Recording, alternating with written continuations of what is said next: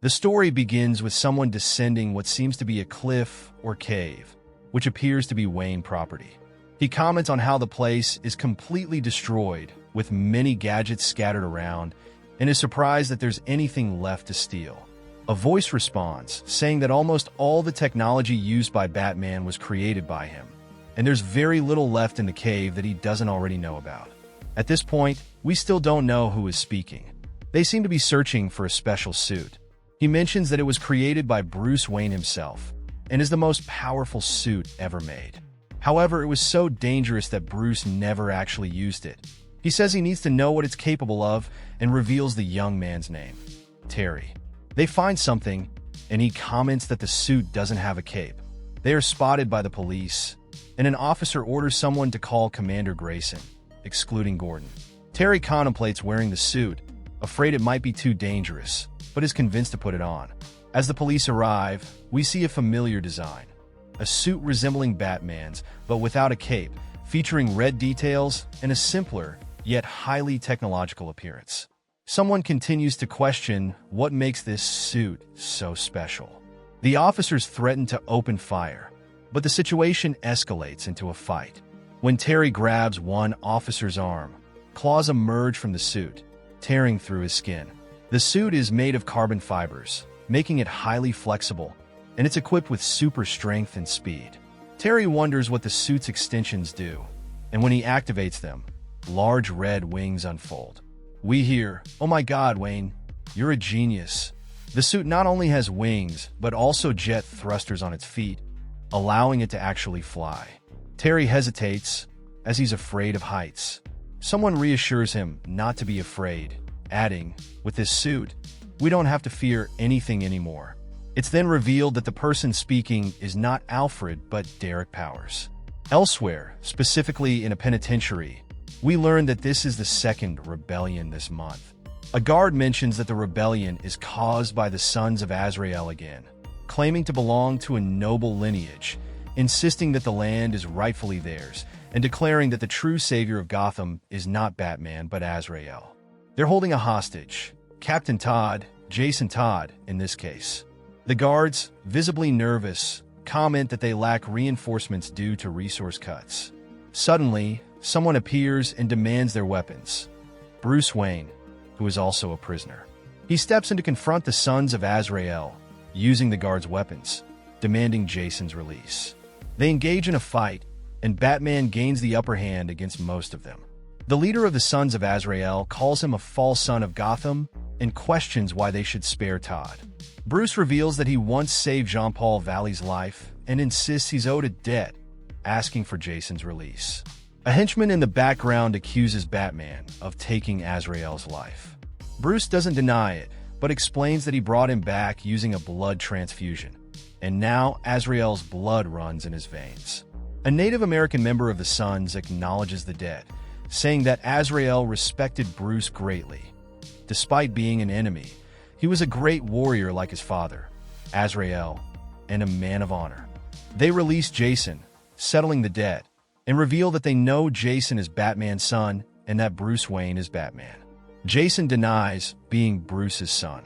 After the ordeal, Bruce carries Jason to a cell. There, Jason sarcastically asks if Bruce finally got what he wanted, some quality time with him. He reveals that he knows about Bruce's deal with Montoya. Bruce would serve his sentence and await trial if Montoya ensured Jason was sent to the same prison. They argue again, and Bruce admits that he spent years in his cell reflecting and meditating, trying to figure out where things went wrong. He says he realized his mistakes began with Jason because he was the first. Bruce explains that his mistake wasn't taking Jason in because he needed a home, nor training him because Jason needed guidance. He was an aggressive child, and Bruce taught him how to use his anger. Letting him become Robin also wasn't the mistake. The mistake, Bruce reveals, was loving Jason like a brother when what Jason needed was a father. The same applies to Dick, Barbara, and Tim. He concludes, saying that he wasn't able to be what Jason needed, and that's where he lost him. It wasn't just the Joker's fault. Bruce hoped that their time in Stonegate would give them a chance to think things through and apologizes. Suddenly, a tank crashes through the wall, interrupting the moment. Dick Grayson arrives as part of a special force called the GTO. He orders agents to use as much force as necessary to control the crowd. The task force bears the names Wayne and Powers. Bruce asks what's going on and why they're dressed like Batman. Duke responds, saying Bruce used to have eyes everywhere, and asks what made him stop paying attention to Gotham. He also explains that, despite Bruce's efforts to help Gotham by donating his fortune, Powers, who was the CEO of Wayne Motors, moved against Bruce and prevented him from dissolving the company. Moreover, Powers diverted millions from the Wayne Foundation to create a new high-tech combat force. When Bruce questions what happened to the fortune he donated to education and charity, Duke reveals that none of that came to fruition. Instead, the entire fortune was invested in the GTO, which successfully eliminated crime in Gotham, but left institutions like the penitentiary and the GCPD underfunded. Additionally, Duke explains that Dick Grayson and Gordon don't get along. Essentially, Powers used Bruce's wealth to become even richer, turning his company into a weapons manufacturer and transforming the city into a militarized state run by Batman-like enforcers. Bruce is furious about the situation, but things get worse. The officers who fought the new Batman are critically injured in the hospital, and it's revealed that Powers orchestrated the theft of Bruce's suit from Wayne property. In another scene, at a family home, the news about the stolen suit and the prison riot spreads.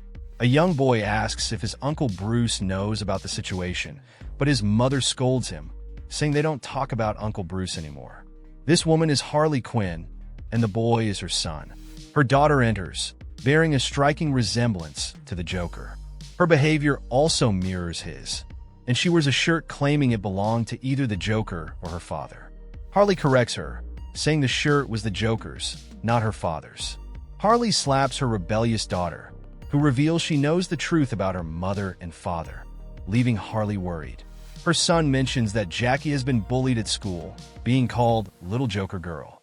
When they check her room, they find that she's gone and discover an article on her computer revealing that Harley was the one who killed the Joker.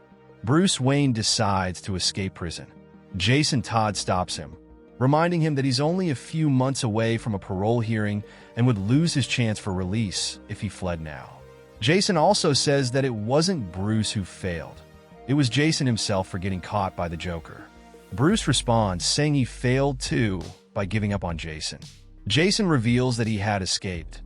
Joker let him go, but he was too traumatized to return to Bruce right away. When he finally did, he found another Robin in his place, Dick Grayson. Jason felt replaced. Bruce apologizes, saying Jason was never replaceable.